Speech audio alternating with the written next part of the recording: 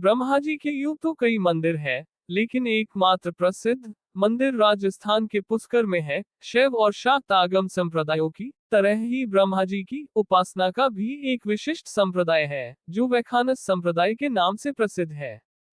माध्व संप्रदाय के आदि आचार्य भगवान ब्रह्मा ही माने जाते हैं।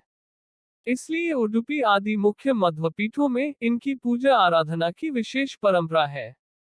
देवताओं तथा असुरों की तपस्या में प्रायः सबसे अधिक आराधना इन्हीं की होती है। लेकिन प्रचलित समाज में इनकी पूजा कोई नहीं करता और न ही इनके नाम का कोई व्रत या त्योहार है। आखिर ऐसा क्यों है? इसके कई कारण बताए जाते हैं। इनमें से प्रमुख 3 कारण जानिए। पहला कारण, पुष्कर में ब्रह्मा जी को एक यज्ञ करना था और उस वक्त उनकी पत्नी सावित्री उनके साथ नहीं थी। उनकी पत्नी सावित्री वक्त पर यज्ञ स्थल पर नहीं पहुंच पाई। यज्ञ का समय निकल रहा था। लिहाजा ब्रह्मा जी ने एक स्थानीय ग्वाल बाला गायत्री से शादी कर ली और यज्ञ में बैठ गए। जाट इतिहास अनुसार यह गायत्री देवी राजस्थान के पुष्कर की रहने वाली थी, जो वेद ज्ञान में पारंगत होने के कारण विख्यात थी और जाट ही थी। सावित्री थोड़ी देर से पहुंची, लेकिन यज्ञ में अपनी जगह पर किसी और औरत को देखकर गुस्से से पागल हो गई। उन्होंने ब्रह्मा जी को शाप दिया कि जाओ, इस पृथ्वी लोक में तुम्हारी कहीं पूजा नहीं होगी। सावित्री के इस रूप को देखकर सभी देवता लोग डर गए।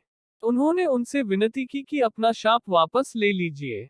जब गुस्सा ठंडा हुआ तो सावित्री ने कहा कि इस धरती पर सिर्फ पुष्कर में आपकी पूजा होगी।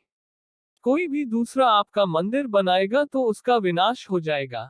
ब्रह्मा जी ने पुष्कर झील किनारे कार्तिक शुक्ल एकादशी से पूर्णमासी तक यज्ञ किया था, जिसकी स्मृति में अनादिकाल से यहाँ कार्तिक मेला लगता आ रहा है। यहाँ विश्व में ब्रह्मा जी का एकमात्र प्राचीन मंदिर है। मंदिर के पीछे रत्नागिरी पहाड़ पर जमीन तल से 2369 फुट की ऊंचाई पर ब्रह्मा जी की प्रथम पत्नी सावित्री का मंदिर है। झील की उत्पत्ति के बारे में किंवदंती है कि ब्रह्मा जी के हाथ से यहीं पर कमल पुष्प गिरने से जल प्रस्फुटित हुआ, जिससे इस झील का उद्भव हुआ। राजस्थान में अजमेर शहर से 14 किलोमीटर दूर पुष्कर झील है।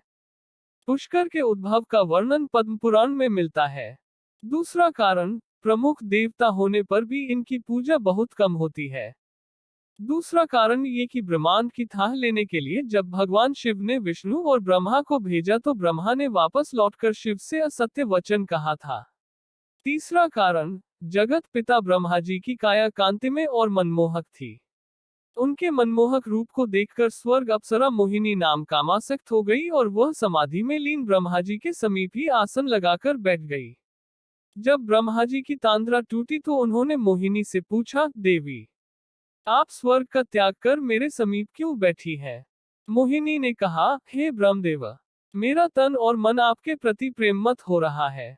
कृपया आप मेरा प्रेम स्वीकार करें।